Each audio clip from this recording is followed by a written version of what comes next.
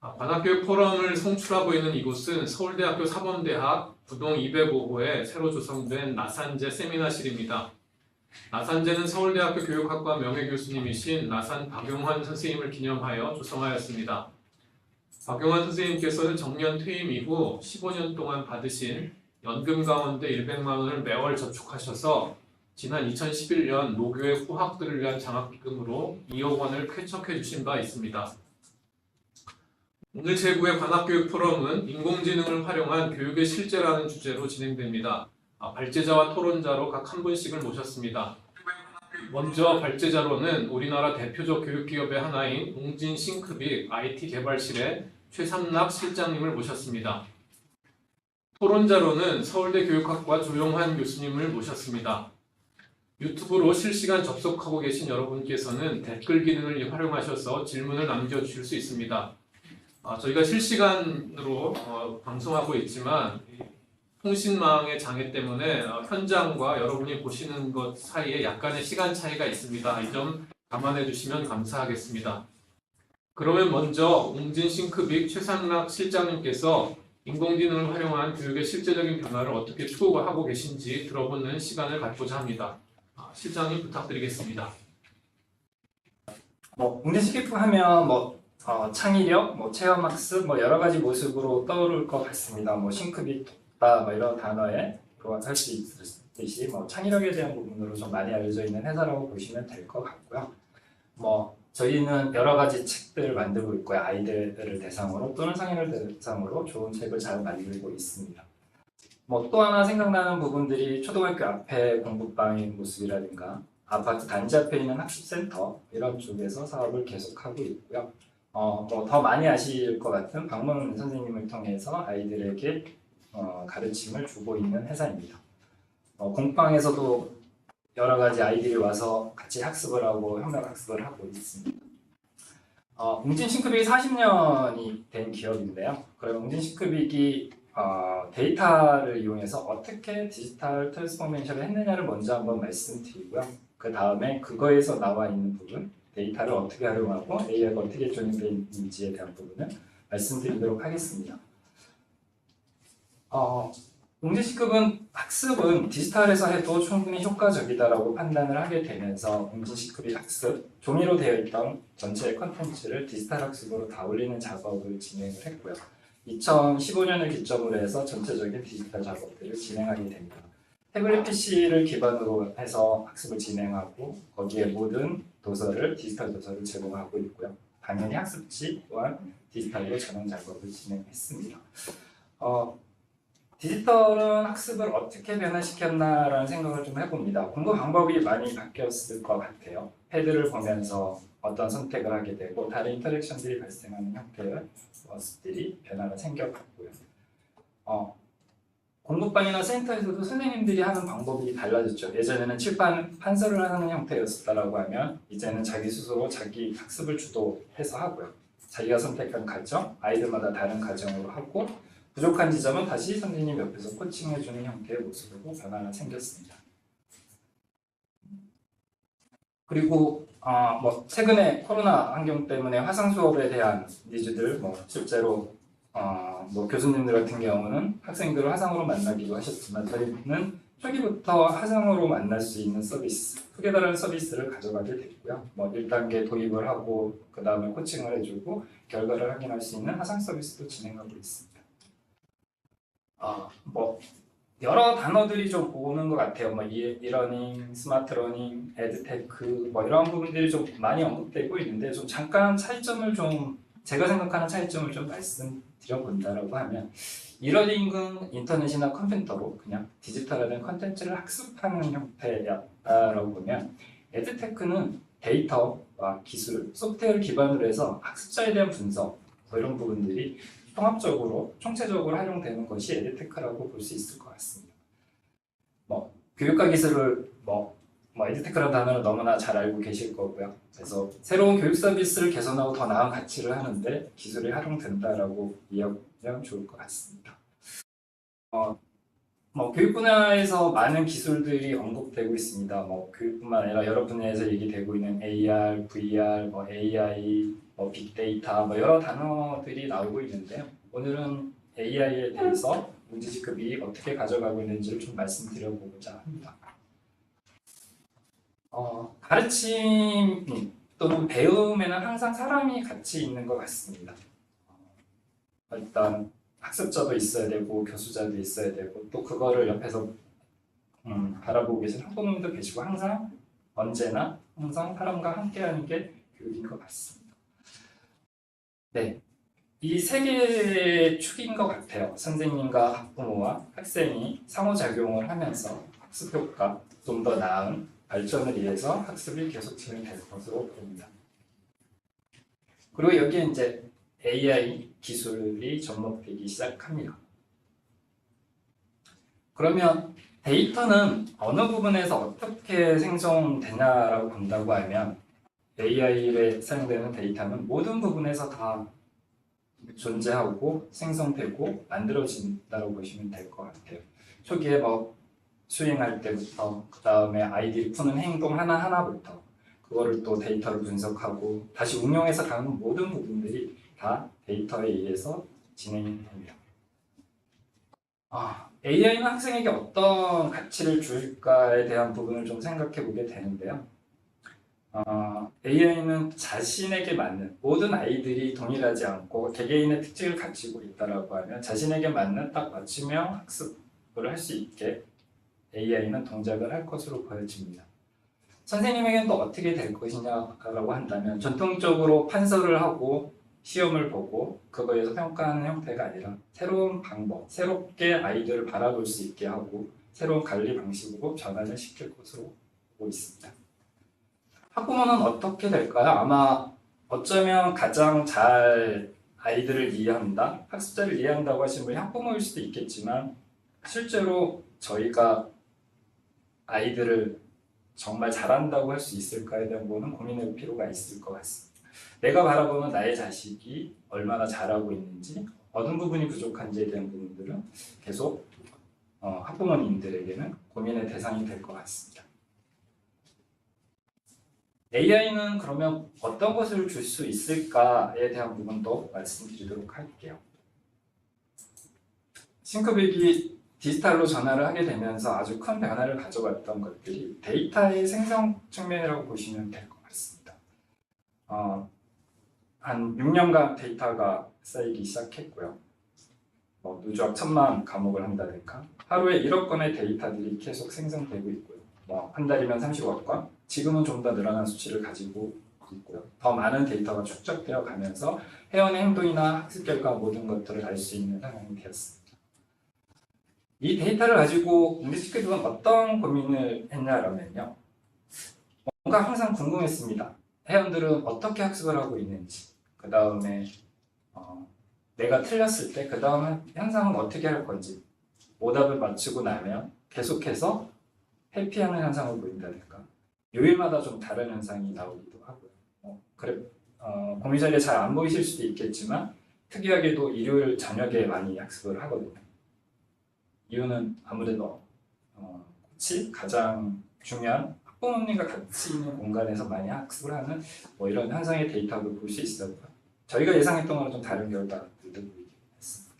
그 다음에 문항별로도 전문가가 만든 컨텐츠이긴 하지만 실제로 사용자가 느끼는 것들이 단위들도 다른 부분도 볼 수 있었고요. 아이들이 어떤 그룹 형태를 보이는 것 같아요. 자라서 계속 잘 가는 아이들 또는 실패해서 좀 떨어진 아이들에 대한 행동 그룹별도 성과 차이는 다르게 나타나는 걸 확인할 수 있었습니다. 빅데이터를 쭉 보게 되면서 여러 가지를 보게 됐습니다.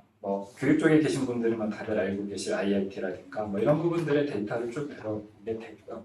문항풀이 속도와 성과는 어떻게 되는지, 그럼 개인의 문항을 익혔을 때 체감 난이도는 어떻게 되는지, 그럼 학습 성과와 관련 있는 영향들은 어느 건지, 한 문제를 풀 때 그 아이가 10초에 풀어야 될지 20초에 풀어야 될지 적정한 풀이 시간에 대한 예측도 있고, 물론 뒤쪽으로 가면 알겠지만 시간을 많이 쓴다고 문제를 잘 풀 수 있는 것들은 아니라는 것도 확인할 수 있습니다.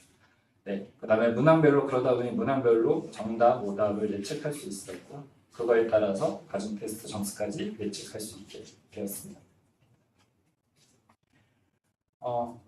저희들이 학습을 하게 되면서 조금 여러 가지 이론이나 뭐 이런 부분들을 좀 찾아봤었던 영역이고요.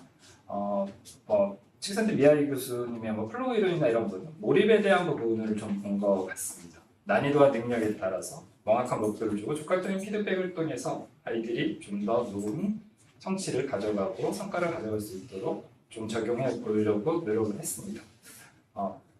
앞에 뭐 메인논이라는 걸로 했는데요. 저희들이 강목 학비로 썼었던 부분입니다.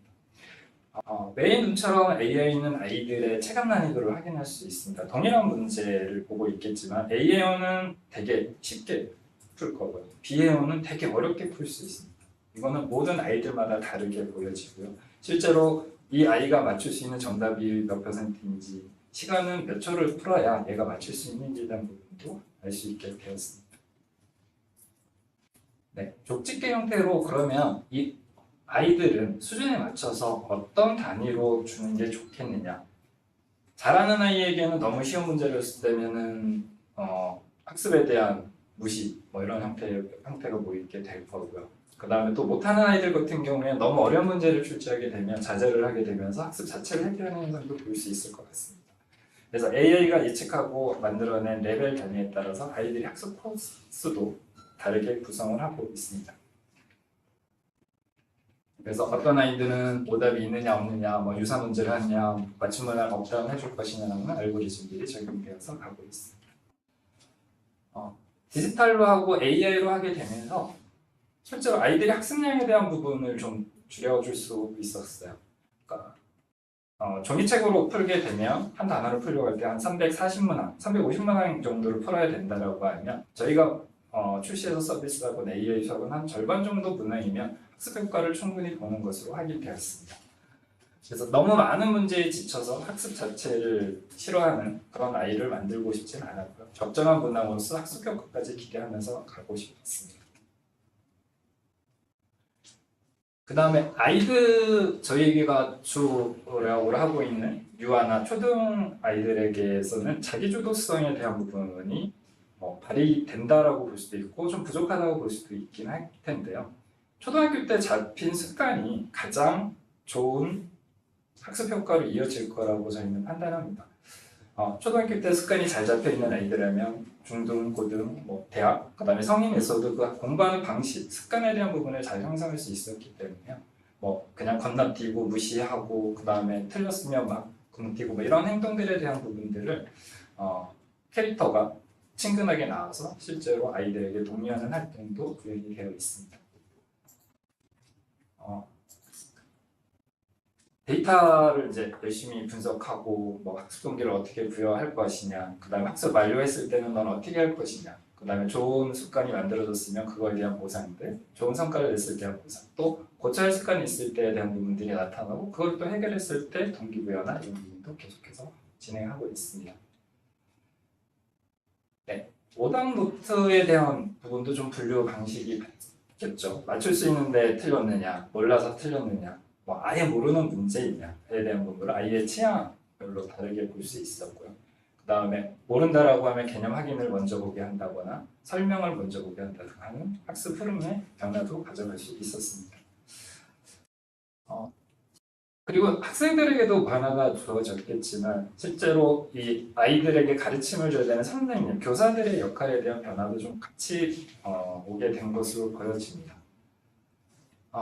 이거는 저희들이 AI 빅데이터를 적용하기 전에 예전의 LMS라고 보시면 될 것 같아요. 단순하게 오답 개수 나오고요. 정답률은 몇 %나. 아직까지도 많은 기업들은 이 부분을 서비스를 하고 있지만 그냥 오답 개수 나오고 몇 개 틀렸네로 나오는 형태가 기존의 이러닝 쪽에서 진행이 됐다라고 하면 빅데이터 AI를 통해서는 좀 더 나은 점수로 갈 수 있었겠죠.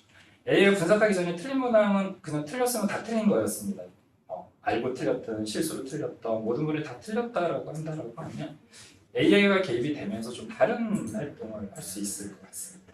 저희가 오답을 6개의 유형으로 처리를 하거든요.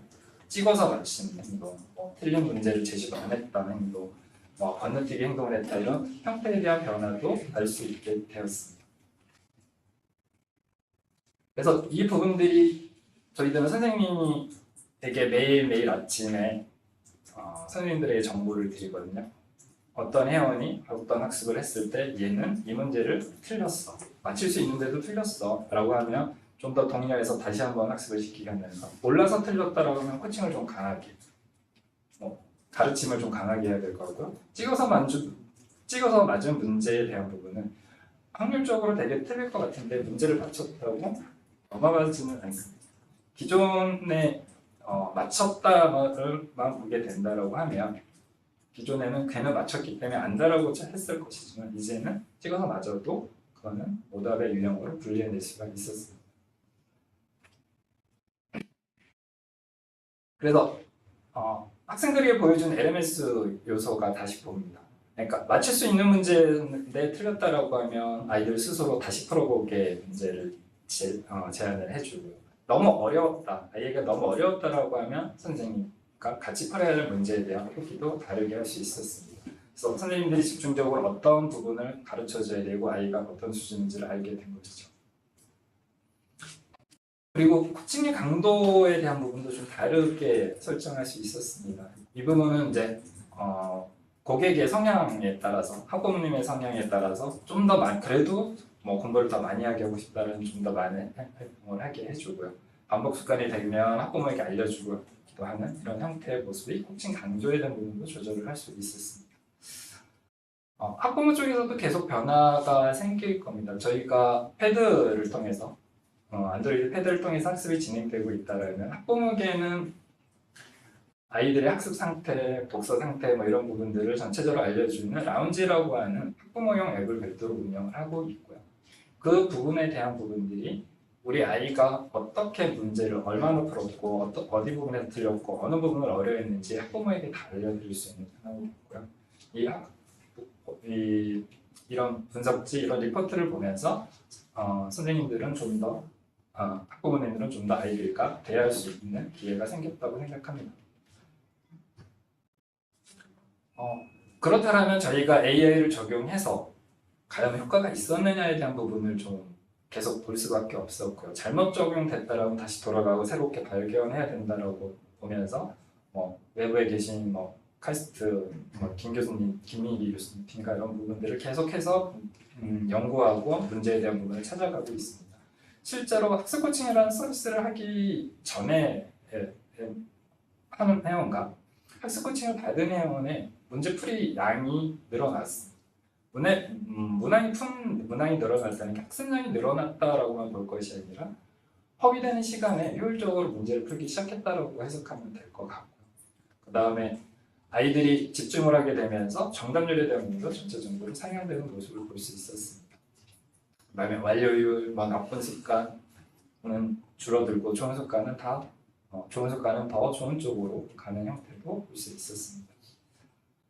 이런 자료들을 가지고 LAK라든가 이런 국제학술대에서 효과성에 대한 부분도 계속 만들어가고 있습니다. 빅데이터로 하게 되면서 저희들이 단순하게 그러면 이 기술이 독보적인 것이냐 아니면 외부의 인정을 받아야 되는 부분을 보면서 특허 출원이 진행됐었던 부분이 지금 7건의 빅데이터와 AI 관련된 특허를 보유하고 있습니다.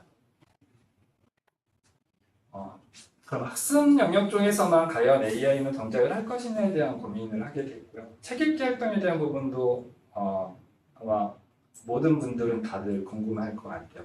책에 의해서 많이 배운다는 건 누구나 알고 있지만 잘 읽는 방법이라든가 잘 알고 있는지에 대한 부분도 또 파악하기 힘든 지점이 책이기도 했기 때문에 책에도 AI를 가져가기 시작하죠. 초기 진단에서 아이는 어떤 상태인지를 보게 되고요. 아이들이 독서 활동을 한 걸 가지고 코칭을 하게 되고 그 활동에 의해서 다시 아이에게 맞는 도서를 추천해주는 맞춤 솔루션까지 제공하고 있습니다. 독서 진단이라는 형태가 진행이 되고 있고요. 독서 능력은 어떻게 되는지, 환경은 어떻게 되는지에 따라서 최초의 레벨별로 도서를 추천해주게 됩니다. 그리고 그 레벨에 따라서 어떤 도서가 이 아이에게 맞는지 추천도 진행하고 있고요. 독서 코칭이라는 부분은 좀 어휘 쪽에 많은 포커스를 가져가고 있습니다. 뭐 기술적인 부분을 보게 된다면 뭐 자연 처리, NLP라든가 이런 부분들이 활용되면서 어휘에 대한 부분, 형태 분석에 대한 부분들을 하면서 코칭을 진행하고 있습니다. 교과서에 나와 있는 어휘를 기반으로 해서 어휘의 난이도가 설정이 되고 그거에 따라서 습관을 보게 되고 그거에 따른 독서 추천까지 이루어지고 있습니다. 그렇다면 디지털 속에만 있는 것들이 아니라 여전히 책이라는 종이책이라는 강력한 매체에 대한 부분들은 또 어떻게 할 것인가에 대한 부분이 있어서 진단과 독서 코칭을 해서 맞춤 도서까지도 추천해 줄 수 있는 독서 플랜을 설계하고 서비스를 하고 있습니다. 네, 아마 빅데이터라고 한다라고 하면 많은 분석 지점에서 실시간적으로 하고 있는 데는 그렇게 많지는 않을 것 같은데요. 저희들은 뭐 클라우드 환경 내에서 실시간적으로 분석을 하려고 그거에 맞는 콘텐츠 추천을 하고 있습니다. 추천 알고리즘은 실시간으로 맞춰서 어떤 콘텐츠를 추천하고 누리교과를 기반으로 해서 어떤 도서가 좋겠다, 어떤 책을 읽으면 좋겠다. 단순히 부족한 영역이 아니라 아이들이 호기심을 가질 수 있는 영역으로서 추천을 하면서 책 읽기 활동을 더 독려하고 있습니다. 이거에 따라서 역시 또 같이 효과를 보고 있고요. 짝꿍책이라고 표현되고 있는 정보인데요. 저희가 책을 한 권을 읽고 나면 그거에 관련된 다른 책을 연결되는 다른 책을 추천하게 된다라고 하면 그냥 전문가에서 추천된 것보다 AI가 맞춤 추천한 부분들이 3.7배 증가하는 현상을 볼 수 있었고요. 독서 코칭도 계속 활용되면서 더 좋은 현상으로 가고 있습니다. 지금까지 저희가 싱크빅에 대해서 싱크빅에서 가지고 있는 AI에 대해서 간단히 좀 설명을 드렸고요.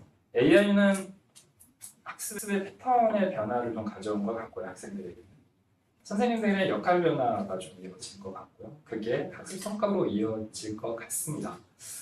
그러나 여기서 가장 중요한 거는 그냥 기술이 가져왔다라는 부분이 중요한 것 같지는 않아요. 얼마나 디테일하게 아이들의 개개인에 맞춰서 디테일하게 작업을 할 수 있느냐 또는 얼마나 편리하게 접근하느냐에 따라서 AI 성패는 달라질 것 같습니다. 단순하게 기술만을 가지고 와서 그냥 좋은 기술이니 써라는 형태가 아니라 그거를 또 그 정보를 소비해야 되는 학생, 학부모, 교사분들에게 얼마나 효과적으로 전달해 주느냐에 따라서 AI는 많이 성패가 단순한 트렌드로 끝날 수도 있고 아니면 큰 성과로 이어질 수 있다고 생각합니다. 네, 웅진싱크빅은 어린이의 10년을 생각합니다라는 모토를 가지고 아이들의 더 나은 성장을 위해서, 더 좋은 성장을 위해서 열심히 노력하고 있고요. 이 기술은 계속해서 발전해서 더 좋은 모습으로 적용해서 갈 수 있도록 준비하고 있습니다.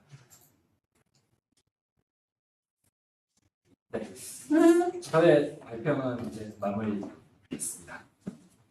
옛날에 이제 똑집게 선생 얘기를 우리가 많이 했었는데 드디어 AI를 활용한 쪽집게 선생이 모든 사람들에게 좀 적용될 수 있는 그런 시대가 정말 열리는 것 같습니다.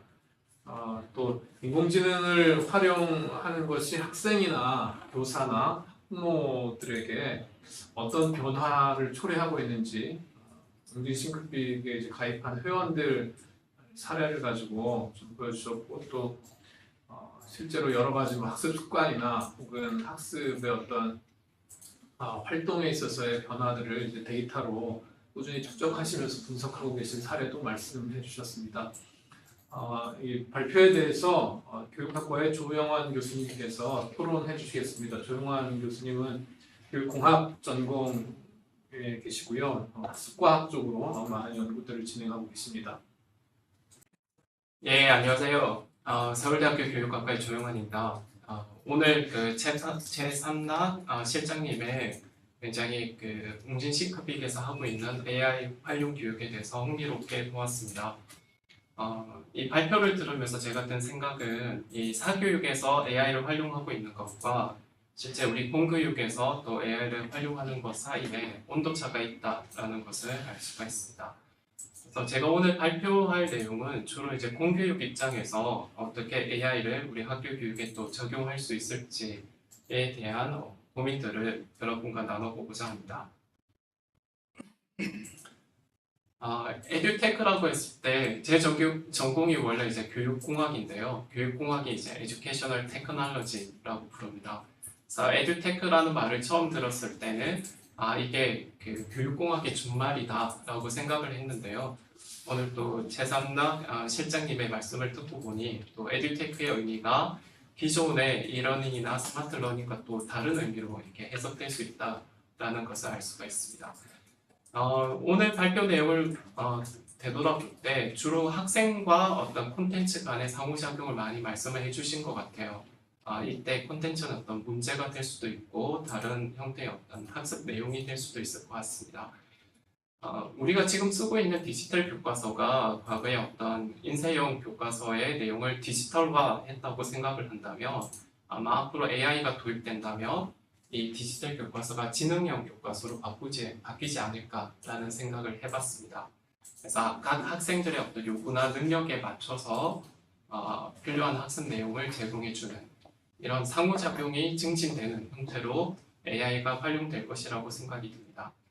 또 그 발표 내용 중에는 물론 이제 그런 어떤 학습자 데이터를 이용해서 교사와 학생들 간의 상호작용도 증진될 것이다라는 것을 알 수가 있었습니다.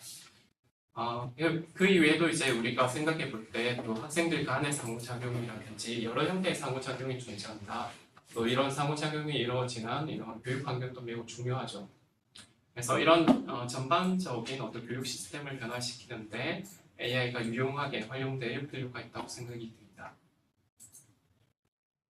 AI 교육했을 때 저희 교육계에서 이제 생각할 때 크게 세 가지 종류의 AI 교육이 있다고 생각이 듭니다. 첫 번째 Learning to AI입니다. 이거는 이제 모든 사람들을 위해서 AI 기초 소양을 함량해야 된다는 그런 의미를 가지고 있고요. 두 번째 이제 Learning about AI는 AI에 대해서 배우는 거죠. 이거는 AI 어떤 산업을 육성하기 위해서 AI 전문가를 기르는 그런 형태의 교육이 될 것입니다. 마지막 부분에 이제 Learning with AI가 있습니다. AI와 함께 학습하기인데요. 이는 교수 및 학습 활동을 하는 데 있어서 AI가 그런 어떤 효과를 높이고 또 오늘 발표에서도 나왔죠. 짧은 시간에 학생들이 더 많은 문제를 풀거나 더 많이 배울 수 있는 그런 효율성을 높이는 데 관심을 가지고 있습니다.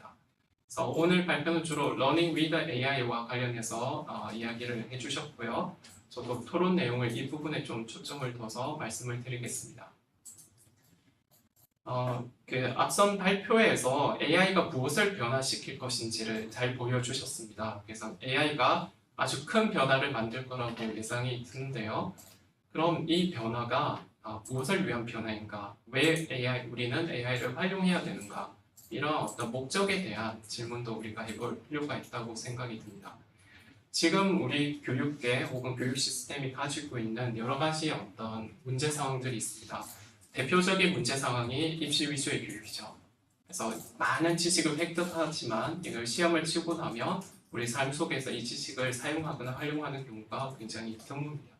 그래서 이런 어떤 입시 위주의 교육의 문제, 또 최근에 코로나19 이후에 교육 격차가 좀 더 심화되고 있다는 이야기를 많이 하고 있습니다. 그런 우려가 나오고 있는데요. 어떻게 하면 이런 교육 격차를 줄일 수 있을까? 이런 고민들을 해결하는데 AI가 어떤 기여를 할 수 있는지 이 부분에 대해서도 고민이 필요하겠습니다. 제 생각에는 우리가 AI가 단순히 어떤 시험 성적을 높여주는데 효과적으로 효율적으로 사용되는 그것을 벗어나서 좀 더 각 학생들의 다양한 재능을 향상시키는데 활용이 되고 또 학습자 중심의 활동을 촉진하는데 AI가 활용되어야 한다라고 생각이 듭니다. 그래서 학습자 중심 교육을 위해서 해외에서 AI를 어떻게 활용하고 있는지를 한번 살펴볼 필요가 있습니다. 여기 Fractions Lab이라는 어떤 사이트가 있는데요. 이 온라인 학습 환경에서는 학습자들이 분수를 다양한 방식으로 저희들 표현을 하고 분수의 덧셈이나 뺄셈을 계산을 한다든지 서로 비교해보는 그런 좀 학습자 중심의 구성적인 활동들을 할 수가 있습니다. 이 과정에서 AI가 어떤 피드백을 준다든지 아니면 정서적인 지원을 할 수가 있겠죠. 또 베티's 브레인이라는 이 소프트웨어에서는 이 베티가 AI 에이전트입니다. 학생 에이전트인데 학생들이 교사 역할을 맡습니다. 그래서 이 에이전트 베티에게 어떤 과학의 지식이라든지 이런 것들을 가르치고 퀴즈를 내고 또 질문을 합니다. 그런 러닝 바이 티칭의 과정을 통해서 학습이 일어납니다. 또 세 번째 사례에서는 크리스탈 아일랜드라는 어떤 컴퓨터 기반의 과학 탐구 활동입니다. 그래서 이 게임 속에서는 게임인데요. 그 게임 속에서는 어떤 섬에서 가상의 섬에서 전염병이 확산됐을 때 이 전염병 확산의 원인을 탐구하기 위해서 여러 가지 과학적 지식이라든지 의학적 지식, 또 인문 사회적 지식을 활용할 수 있도록 돕고 있습니다. 마지막에 나오는 에포스는 자폐아들을 위해서 개발된 그 터치 스크린을 이용한 AI 기반의 학습 소프트웨어라고 볼 수가 있습니다. 그래서 이렇게 어떤 인지적인 활동이라든지 이런 문제풀이 여기에 이제 국한되지 말고 좀 더 학습자들 간의 상호작용, 협력이라든지 탐구 활동을 촉진하고 더 나아가서 이제 사회 정서적인 학습이 이루어지는데 AI가 충분히 활용될 수 있다고 생각이 듭니다. 제가 최근에 초등학생들 대상으로 초등학생들은 AI를 어떻게 인식하고 있는지를 연구를 하고 있습니다. 그래서 그 연구가 지금 진행 중에 있는데요. 학생들에게 10년 뒤에 여러분의 가정에 AI가 있다고 생각하고 한번 그 AI가 어떤 일을 하는지 그림으로 그려봐라고 했습니다. 그 그림들을 살펴보니까 많은 학생들이 AI가 자기가 하기 싫은 일, 귀찮은 일, 어려운 일을 하는 걸로 나타납니다. 예를 들면 요리를 한다든지 청소를 한다든지 또 집을 지키는 그런 일을 하고 있죠. 그 그림 속에 저는 이제 사람은 무엇을 하고 있는지를 살펴보았습니다. 봤더니 이제 사람은 이제 소파에 앉아 있다든지 편하게 쉬고 있는 그런 모습으로 그리고 있더라고요. 그래서 이 아이들의 눈에는 사람과 AI의 관계가 굉장히 그 수직적인 관계로 보이는 것 같았습니다. 이런 수직적인 관계, 또 주종의 관계, 이런 관계가 일반인들도 많이 그렇게 생각하고 있는 것 같습니다. 그래서 우리가 AI를 단순히 이제 도구로 보는 그런 관점인데요.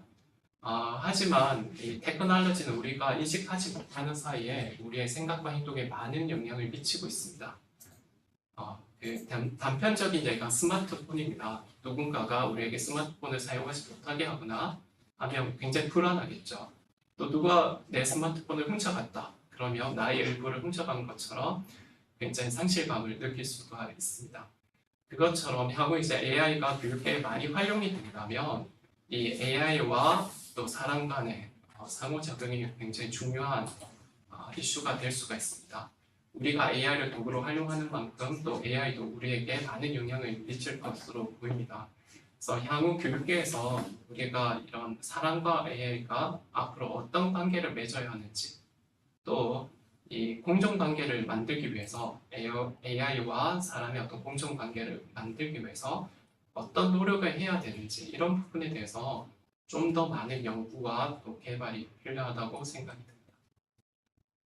네, 이상 토론을 마치겠습니다. 감사합니다.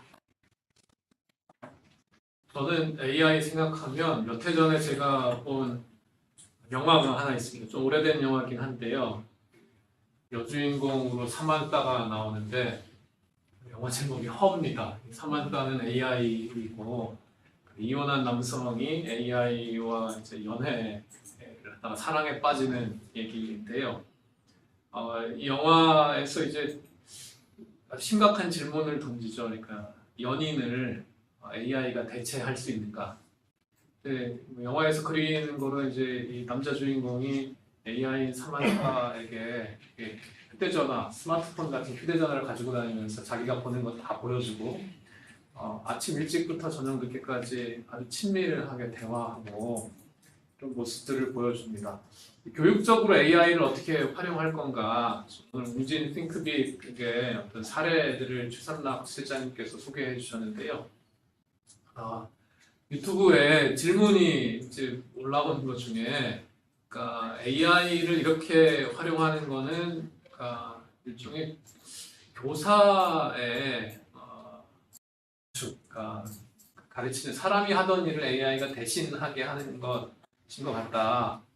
그러니까 우리가 갖고 있는 이제 보편적인 두려움인데요. 금방 말씀드린 이제 허라는 영화에서도 이제 연인을 AI가 대신 하는 것처럼 AI가 진짜 교사를 대신하고 사람이 해오던 가르치는 일을 AI가 다 맡아서 하는 때가 올 건가. 또 기업의 입장에서는 비용을 절감하는 것은 또 이윤의 증대하고 직결되어 있기 때문에 이런 문제를 제기해 주신 것 같습니다. 그러니까 이 AI가 과연 교사를 대체할 것인가? 라는 쉽지 않은 질문인데요. 그러니까 최 실장님 웅진에서 이 문제에 대해서 갖고 계신 어떤 기업의 생각 좀 말씀해 주시고 조용환 교수님께서도 이 질문에 대해서 좀 부연해서 답변해 주시면 좋을 것 같습니다. 공진 싱크빅에서 그러니까 교사라는 존재 자체를 없애서 그걸 인건비 감축의 비용가 측면으로 접근한 부분은 아니고요. 지금 현재도 저희 선생님들은 계속 얘를 활용하고 있는 부분이라고 보면 될 것 같아요. 그래서 새로운 역할 변화라는 부분들을 말씀드린 것들은 선생님이라는 자리가 없어진다 이런 측면은 아닌 것 같고요. 저희가 예를 들면 이북이 등장했을 때 종이책은 없어질 것이라는 암울한 상상도 했었지만 실제적으로 아직도 종이책은 가장 강력한 매체 중에 하나다라고 저는 생각을 하고 있고요. AI도 마찬가지일 것 같습니다. 다른 역할을 좀 선생님에게 어쩌면 요구는 할 수 있을 것 같아요. 예를 들면 예전에는 10문제를 틀린 거를 10문제를 다 설명해주는 역할이었다라고 하면 이제는 정말 모르는 문제에 집중해서 갈 수 있게 알려주는 역할에 저희는 포커스를 맞췄다고 보고요. 그것들이 단순하게 일자리를 없애고 사람의 역할을 대체하려고 하는 부분은 아니다라고 생각이 듭니다. 교육 쪽에서 선생님의 역할은 계속 변화를 시도하고 있고 변화되어 왔다라는 부분이지 그 선생님의 존재? 이거에 대한 부정까지는 할 수 없는 게 아닐까 싶습니다. 결국은 사람을 가르치는 건 사람이 해야지 어떤 기계가 할 수 있다고 보지는 않거든요. 좀 더 효과적으로 할 수 있는 교수 방법론을 제시해 준 것이다라고 저는 생각을 하고 있습니다. 예, 저도 최삼락 실장님 말씀에 동의를 하고요. 근데 이제 중요한 이슈가 그러면 교사의 어떤 역할의 변화가 있을 것인가라는 이제 또 추가적인 질문이 있을 것 같아요. 그러니까 분명히 교사를 대체하진 않지만 교사 역할 변화가 있을 거라고 많은 교육계에서 이제 예상을 하고 있습니다. 근데 어떤 역할을 교사가 하고 그러면 AI가 어떤 역할을 좀 이렇게 대신할 수 있는지 역할 분담에 대한 이슈가 좀 더 고민해야 되는 부분이 아닐까라는 생각이 들고요. AI가 향후 이제 등장을 하게 되면 한 50% 정도의 직업이 향후 없어질 거다 이런 예측을 하는데요. 그럼에도 불구하고 안 없어지는 직업군에는 많은 경우에 이제 사회 정서적인 심리치료사라든지 그런 기능이 역할이라든지 아니면 판사처럼 어떤 판단을 하고 어떻게 가치 판단을 하는 그런 직업들이 안 없어질 가능성이 높다고 합니다. 그래서 교사의 역할도 좀 더 이렇게 사회 정서적인 부분에 더 집중해야 되지 않을까라는 생각이 들고요. 그렇다면 문제풀이라든지 지식 전달이라든지 이런 부분에 일정 부분은 좀 AI가 그 역할을 할 수 있다고 하며 교사는 좀 더 코칭을 한다든지 또 학생들을 이렇게 사회 정서적으로 좀 지원해주는 그런 역할을 해야 되지 않을까라는 생각이 들고요. 그와 동시에 교사에게 꼭 필요한 게 이 공존을 위해서 AI를 어떻게 교육적으로 잘 활용할 수 있는지에 대한 역량을 기를 필요가 있다고 생각이 듭니다. 그리고 또 다른 한편으로는 AI에게 그런 어떤 공존을 위한 AI의 어떤 기능들도 필요하죠. 그러니까 AI가 어떤 결정을 내렸을 때 그것을 이제 교사가 해석할 수 없다거나 설명할 수 없다거나 또 이것을 자기의 수업에서 어떻게 활용할 수 있을지를 알 수 없다면 그런 블랙박스 모형의 어떤 AI에 대해서는 교육적인 활용도라든지 이런 것들이 낮을 수밖에 없을 거라고 생각이 듭니다. 네, 두 분 말씀 들으면서 좀 제가 추가적으로 의문이 생긴 게 있는데요. 오늘 최 실장님 발표에도 있었는데 실제 이제 AI를 활용한 웅진의 어떤 서비스를 이용하는 집단과 이제 그렇지 않은 집단 간 비교를 했을 때 여러 가지 좀 긍정적인 지표들이 이제 보였거든요. 이렇게 나쁜 습관은 없어지고 좋은 습관이 생긴다든지 또 같은 시간을 들이는데 더 많은 문제를 풀고 그래서 성과도 훨씬 더 좋아졌다든지 이런 것처럼 좋은 것 같아요. 근데 제가 좀 궁금한 게 이제 그런 데이터들을 모으실 때, 네네. 그러니까 이게 그 학습자 입장에서 AI와 연결된 상태에서 이제 그 데이터들을 모으시잖아요.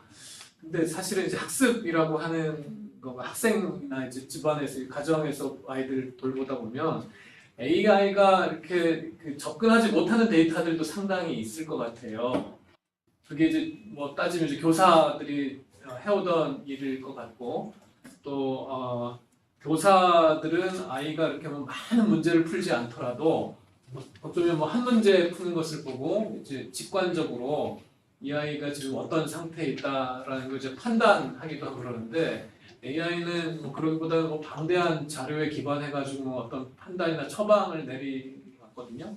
그래서 이 교사가 해오던 일들과 AI가 새롭게 이제 우리에게 가능성으로 보여주는 일, 이것 사이에 어떤 좀 갭이 있다면 어떤 갭이 있을지 또 AI를 활용한 교육적 활용이 더 발전하려면 어쩌면은 이 데이터들이 그러니까 지금은 이렇게 좀 뭔가 서비스하는 플랫폼에 들어가서 이제 문제 해결하거나 뭐 문제를 풀거나 이런 거가 이제 모일 텐데 그러지 않고 이제 하는 많은 것들, 많은 학습들 그런 데이터들을 어떻게 좀 모을 수 있을지 좀 그런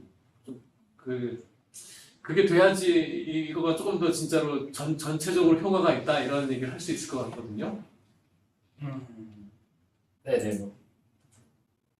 AI를 하면서 데이터가 없이 할 수 있겠느냐에 대한 질문은 좀 부정적이고요. 아마 데이터가 없이는 아마 수행이 힘들 거다라는 부분이고, 저도 뭐 교수님께서 말씀해 주신 데이터에 대한 부분은 그러면 어떻게 더 잘 결합을 시켜야 할 수 있는지에 대한 부분들이 되게 궁금한 지점들이 많아요.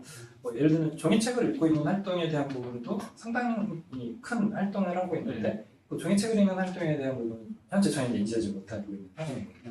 그렇다라고 하면 그게 이제 다른 정보에 의해서 유추해서 가져올 수 있는 정보가 될 것 같아요. 예를 들면 뭐 감상문을 쓰는 형태가 디지털화돼서 왔다라고 하면 책을 어떻게 활동했나 이런 다른 정보에서 유추해서 가는 과정으로 사용이 돼야 될 것 같고 자칫 뭐 모든 활동들을 다 데이터로 한다라는 것은 좀 감시를 받고 사는 뭐 이런 느낌이 들 거기 때문에 또 거부감도 있지 않을까라는 측면도 있어서 좀 모든 곳을 다 수집해서 가져가겠다라는 건 좀 어렵지 않을까.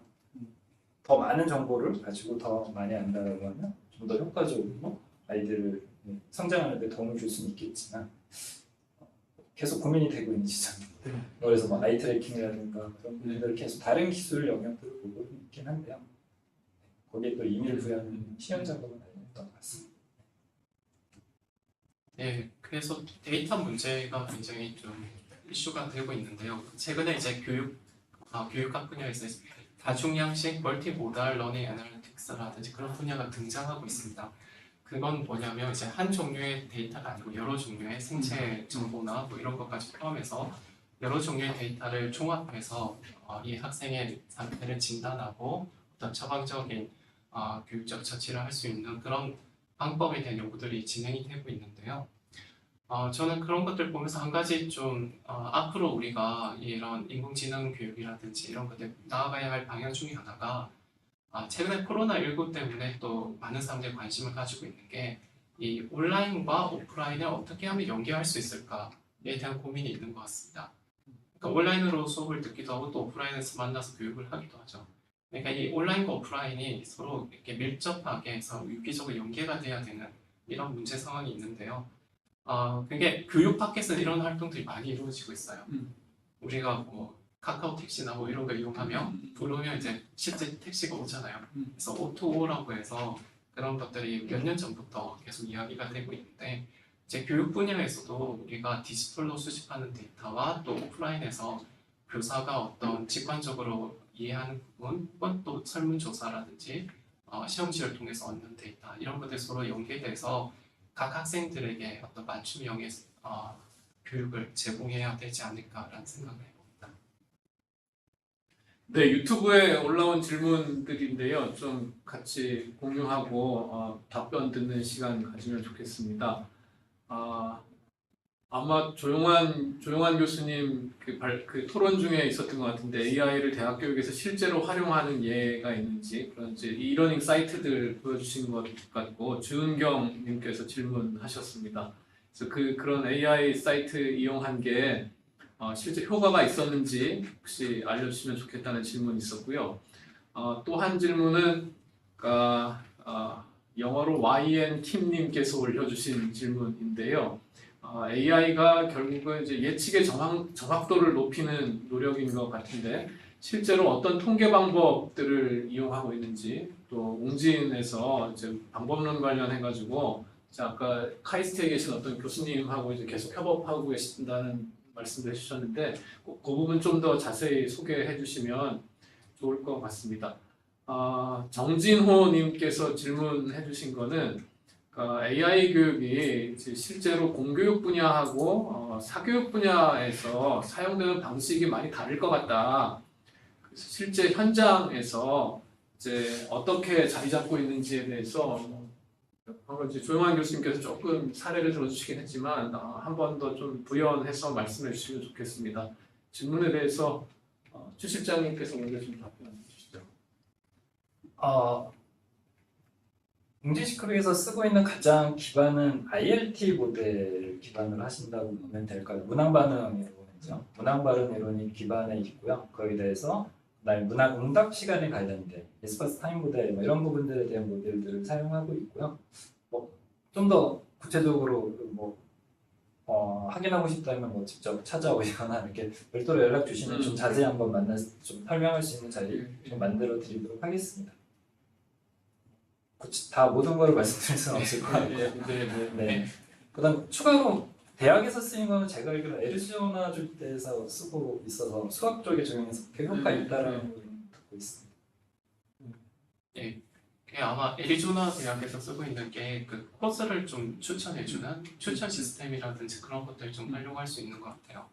그러니까 그런 거는 이제 우리나라에서도 몇몇 대학에서 이제 도입하려고 하는 추세입니다. 그래서 어떤 졸업생이 어떤 회사에 취업을 했다. 그러면 그 회사에 취업하고 싶은 학생들은 어떤 경로로 공부를 했을 때 대학에서 그런 어떤 좋은 성취를 낼 수 있는지 그런 걸 추천해주는 그런 시스템을 각 대학에서 만들려고 하고 있는 걸로 알고 있고요. 빅데이터 센터 이런 데서 하고 있죠. 그 이외에도 이제 그 대학 교육에서 적용되는 부분에서 특히 이제 그 시험 성적이 중요한 부분들 분야들 토익이라든지 이런 분야에서는 AI를 이용해가지고 학생들에게 어떤 문제를 계속해서 추천해 주는 거예요. 그럼 이 학생에게 딱 이 자기의 수준에 맞는 문제를 추천해 주면 그걸 문제를 다 안 풀더라도 나한테 꼭 맞는 문제를 풀 수 있잖아요. 그런 형태로 이제 추천하는 시스템들이 발달하고 있고 또 온라인 학습 플랫폼들이 많이 발달하고 있죠. 그래서 학습 플랫폼에서 이 학생의 어떤 현재 상태와 또 미래 상태를 예측해서 그 예측한 결과에 따라서 현재 상태의 어떤 색깔이나 이런 형태로 보여주는 그런 시도들이 이루어지고 있다고 알고 있습니다. 공교육과 사교육 적용 방식 중에 아무래도 제가 생각할 때는 공교육보다 사교육이 조금 지금 앞서 나가고 있는 것 같아요. 그 온도차가 있는 것 같고 또 오늘 이야기해 주신 내용 중에서 제가 독서 교육이라든지 이런 부분은 충분히 공교육에서 이렇게 적용할 수 있는 부분이 있다고 생각이 듭니다.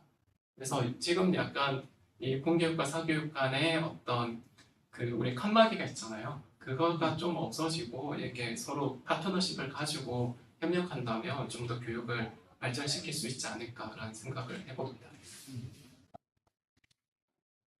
예, 저희 그 유튜브 댓글로 질문이 아니라 코멘트를 이제 에린 한님이 올려주셨는데요. 그러니까 동일한 컨텐츠 가지고 공부하는 초중고등학교는 되게 유용하고 개별 문제은행 오늘 이제 최삼락 실장님 발제해 주신 것 같은 걸로 많이 활용되는 것 같습니다. 대학에서는 전공병 데이터베이스 구축하고 또 그것을 이제 적용하는 거가 이제 초중고등학교랑은 조금 다른 것 같다라는 말씀을 해주셨는데 대학 사례를 봤으면 좋겠다. 그런데 오늘 저희가 거기까지는 다 이제 다룰 수는 없을 것 같고요. 다음번 이제 다음 학기 우리 관악교육 포럼에서 이제 해외 대학들 사례나 또 국내 대학에서도 제가 개인적으로 듣기로는 뭐 통계 교육이나 이런 데서 이제 패키지화된 AI 프로그램들을 이제 도입하고 활용하고 이런 시도들이 여러 대학에서 지금 얘기하고 있고, 특히 이제 그 코로나 때문에 원격 교육이 일반화되면서 이런 부분들이 이제 적극적으로 좀 검토되는 것 같습니다. 다음번에 좀 저희가 이 부분으로 조금 더 기획해서 다시 한번 AI 활용한 교육이 고등교육 분야에서 어떻게 적용되고 있는지 그 동향들을 좀 다루는 포럼 자리를 만들도록 하겠습니다. 저희가 4시까지 시간을 이제 뭐 약속하고 시작했던 거라서요. 조용환 교수님하고 최 실장님께 마지막으로 발표 때 미처 뭐 못하신 말씀이나 혹은 조금 더 이 주제와 관련해서 마지막 코멘트 있으시면 듣고 오늘 프로그램 마치도록 하겠습니다. 예, 제가 먼저 말씀을 드리면 제가 마지막에 말씀드렸던 부분을 한 번 더 강조하고 싶습니다.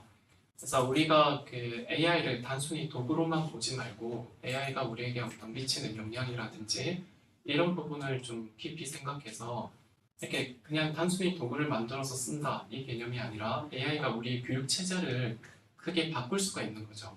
그러니까 4차 산업혁명이 라는 이야기를 많이 하자면 이 혁명이 산업에만 있는 것이 아니고 우리가 오래 전통적으로 가지고 있던 교육의 문제를 해결할 수 있도록 4차 교육혁명이 같이 이루어지면 좋겠다는 바람을 해봅니다.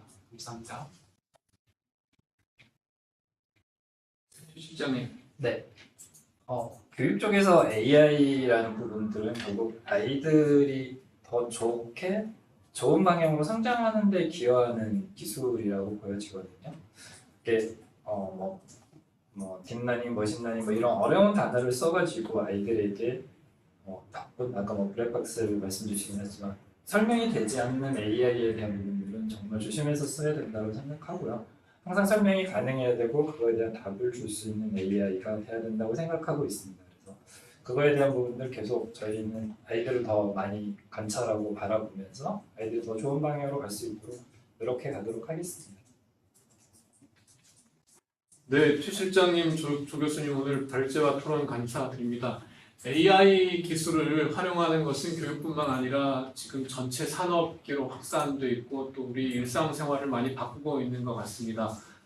교육 분야에서는 상대적으로 매우 그 적응의 속도나 혹은 활용의 단계가 이제 막 걸음마 단계인 것 같습니다. 특히 우리나라에서는 AI가 실제로 활용되려면 방대한 데이터가 필요한데 공교육 분야에서 AI를 활용하는 것이 아직 본격화됐다고 보기에는 상당히 어렵고요. 그래서 오늘 웅진 싱크빅에서 실제로 어떤 식으로 AI 기술을 활용하고 있는지를 들어본 시간이었습니다.